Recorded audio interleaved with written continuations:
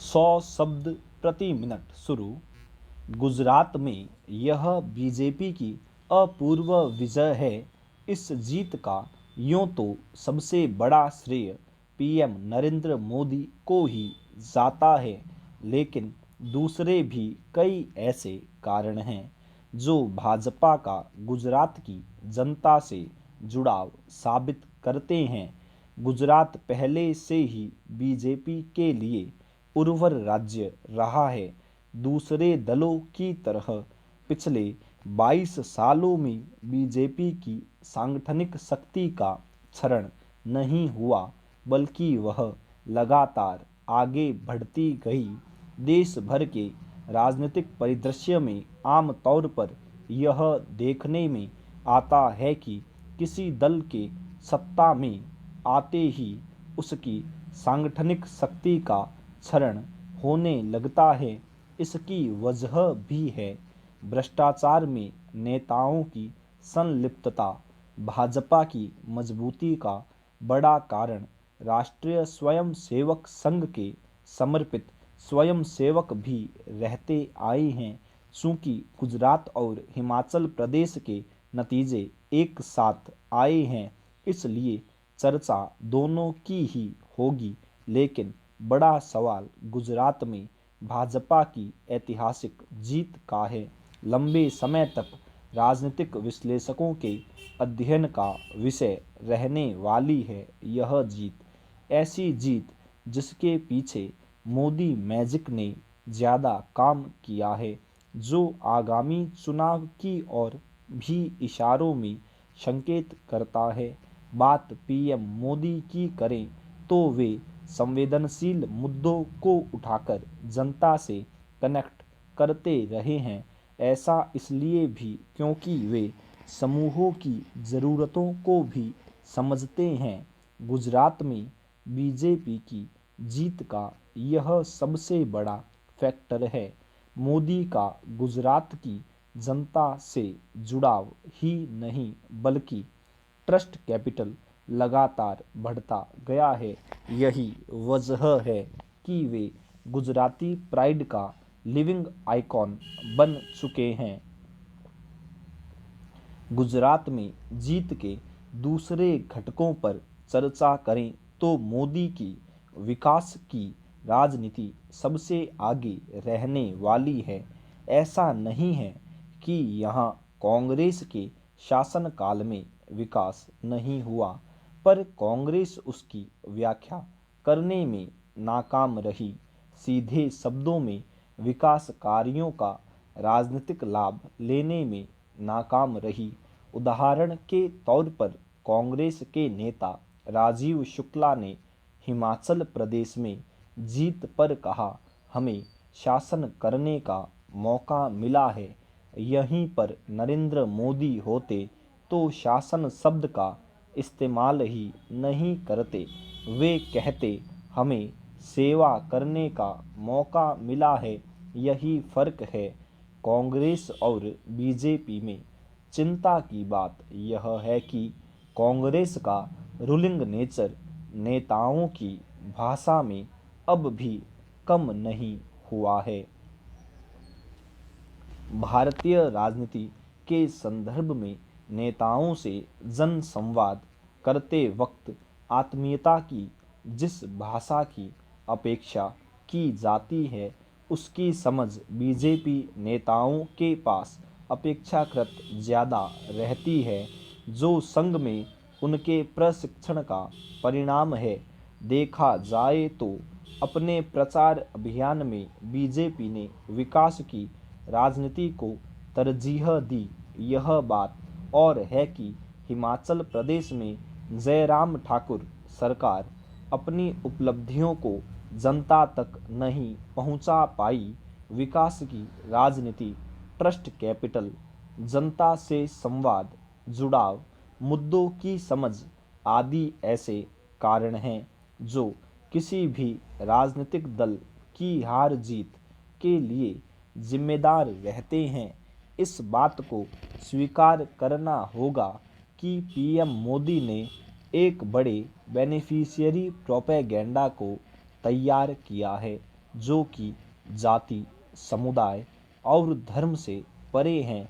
BJP के micro management की भी इस जीत में अहम भूमिका है। राजनेताओं से यूं तो जनता को कोई ठोस अपेक्षा नहीं होती, पर वह उन नेताओं से ज़रूर प्रभावित होती है जिनकी पकड़ जनता की नब्ज़ पर होती है। बात कांग्रेस की करें तो गुजरात में शायद उसकी यह बड़ी कमजोरी रही कि वह जनता तक अपने मुद्दे पहुंचाने में कामयाब नहीं हुई। टिकट वितरण में भी जब राजनीतिक दल जाति, समुदाय या सोशल इंजीनियरिंग का ध्यान रखते हैं तो वह भी जीत का समीकरण बनाने में भागीदारी निभाता है। इस मामले में गुजरात में भाजपा, कांग्रेस व दूसरे दलों से 21 ही रही। जहां बीजेपी के साथ ये सब मजबूत पहलू जुड़े हैं, वहीं गुजरात जैसे राज्य में कांग्रेस के लगातार कमज़ोर होते जाने और इस चुनाव में करारी हार के भी कई कारण हैं, जिनमें अहमद पटेल जैसे नेता का न होना भी शामिल है।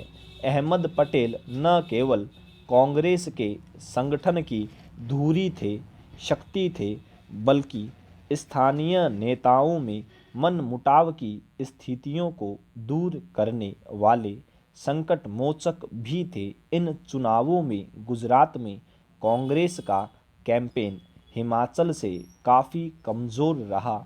एक तरफ भाजपा की ओर से कैंपेन बॉम्बिंग हो रही थी, वहीं कांग्रेस के कैंपेन में बड़े नेताओं की कमी देखी गई। कांग्रेस के स्थानीय नेता ही प्रचार में जुटे हुए थे, जिससे हवा का रुख कांग्रेस के पक्ष में जरा भी नहीं हो सका। जबकि कांग्रेस महासचिव प्रियंका गांधी हिमाचल प्रदेश में प्रचार की बागडोर थामे हुई थी। खुद कांग्रेस नेता स्वीकार करते हैं कि गुजरात में आम आदमी पार्टी की मौजूदगी ने भाजपा विरोधी मतों को बांट दिया, जिसका कांग्रेस को भारी नुकसान हुआ। मान लीजिए आपने एक उम्मीदवार ने 15,000 वोट लिए, तो जाहिर है यह नुकसान कांग्रेस को उठाना पड़ा है। इसी कारण सौराष्ट्र जैसे कुछ इलाकों में आपने कांग्रेस को भारी नुकसान पहुंचाया। निश्चित रूप से 2024 के लोकसभा चुनाव में बीजेपी की यह जीत कॉन्फिडेंस एलिमेंट के रूप में काम करेगी। बात सत्ता विरोधी लहर की करें तो हिमाचल प्रदेश में साफ नज़र आ रही थी, जबकि गुजरात में अपने बड़े नेताओं को घर बैठाने का बीजेपी को फ़ायदा मिला। पार्टी के धुआंधार प्रचार के बावजूद हिमाचल प्रदेश में सत्ता विरोधी लहर को कम करने की भाजपा नेताओं की कोशिशें रंग नहीं ला पाई। हिमाचल में जिन लोगों को टिकट काटे गए या जो असंतुष्ट नेता थे, वे चुप्पी साधे रहे। रही सही कसर टिकट नहीं मिलने पर बगावत कर मैदान में उतरे नेताओं ने पूरी कर दी। देखा जाए तो गुजरात की तुलना में हिमाचल प्रदेश एक छोटा राज्य है, जहां विधानसभा क्षेत्र तुलनात्मक रूप से छोटे हैं और हार जीत का फैसला वोटों के कम अंतर से हो जाता है। जाहिर है यदि सत्ता विरोधी लहर हो तो थोड़े से वोट का अंतर भी चुनावी खेल बिगाड़ने के लिए काफ़ी रहता है। दुर्गम इलाकों से घिरे पहाड़ी राज्य हिमाचल प्रदेश में रैलियों के जरिए दूर दराज के लोगों से संवाद स्थापित करना आसान नहीं होता। हालांकि दोनों ही दलों ने इसके प्रयास किए। हिमाचल में कांग्रेस की जीत के पीछे चुनाव प्रचार के दौरान प्रियंका गांधी की प्रभावी मौजूदगी भी अहम कारण रही, जबकि गुजरात में न प्रियंका थी न ही राहुल। स्टॉप।